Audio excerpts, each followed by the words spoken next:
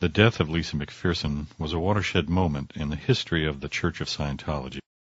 In November 1995, the 36-year-old Scientologist suffered a mental breakdown and was taken to the church's Fort Harrison Hotel in Clearwater.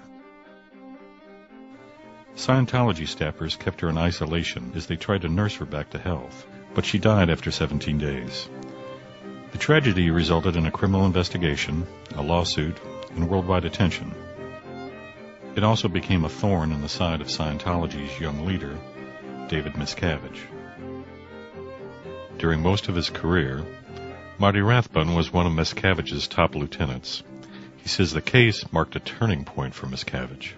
In November 1999 was a big snapping point with the guy because Judge Moody in the civil case allowed him to be named in an amended complaint.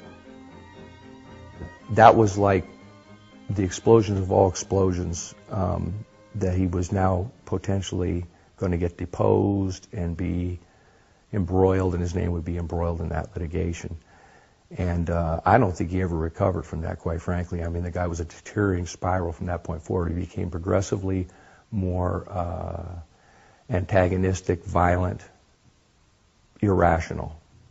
Regularly, David Miscavige would, in the middle of a conference, in a conference room full of people at the INT base, physically assault and punch, slap open-handed, grab by the neck, throw to the floor, a number of international executives.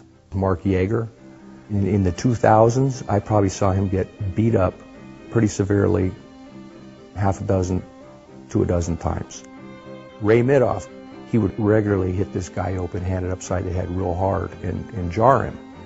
Mike Rinder probably got it worse than anybody else. I saw him get beat up at least a dozen times just in those last 4 years or so that I was in, and some of them were pretty gruesome. Rinder walked away from Scientology about 2 years ago. Just before he left, Miscavige wanted him to put the brakes on a BBC story about rumors that the leader had attacked Scientology staffers. When the BBC confronted him in 2007, Rinder denied that Miscavige had hit anyone. We're absolutely clear. As far as Mr. Miscavige is concerned, he was never thumped you. Absolutely. And he's totally not, and utterly. he's never And thumped your anyone. anonymous source. Okay. Anonymous source. Okay. Today, Rinder says he witnessed Miscavige physically attack church staffers and was attacked himself some 50 times. Amy Scobie, a former top executive who worked in the church for more than 25 years, says she too witnessed Miscavige's attacks. For much of her service, she was stationed at Scientology's base outside of Los Angeles, where her office cubicle backed up to a large conference table Miscavige frequently used for his meetings. David jumps up onto the table and across the table at Jeff Hawkins, who was a marketing manager at the time, and knocked him over, grabbed him around the neck, and was strangling him and pulling at his clothes. He had buttons popping. It was just all happening right at my feet. 3 defectors interviewed by the Times say they were among 30 or so people who were made to play a game of musical chairs. According to Rathbun, it started when the leader decided staffers were undermining him and in low ethical conditions. Miscavige wanted them transferred or offloaded from the base. He says, I've decided how we're going to get the offloads done. So he comes in and he makes everybody arrange the chairs around the big conference table and flip them backwards so the chairs are facing out. And he says, you all remember musical chairs from your childhood. There was this whole twisted thing about it, too, because he played this song, Bohemian Rhapsody. The one by Queen? By Queen, yeah, and there was all this significance attached to it because you've all committed these heinous crimes against humanity, and now you're in the same position as this guy in the song that nothing matters anymore, right? So this song got played over and over all night long as he played this sadistic game of musical chairs. But there was people, ramming people in, cross-body blocks into the walls and ripping people's clothing off, and it was really pretty sickening. The Church of Scientology says the defectors are lying. They have dug up tired allegations from the internet and inflated the importance of the positions that they held in Scientology's dedicated workforce known as the Sea Org.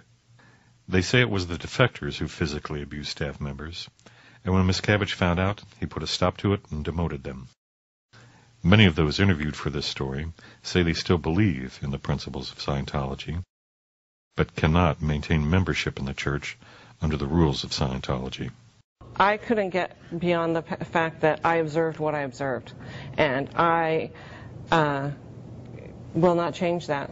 And there is no amount of confessionals that are going to change what I saw. I had been somehow making it right and okay in my mind that certain things were going on, like him hitting these people, but it's not okay. I decided if I don't remove myself from this environment, something really ugly is going to happen. And so I watched it. I restrained myself.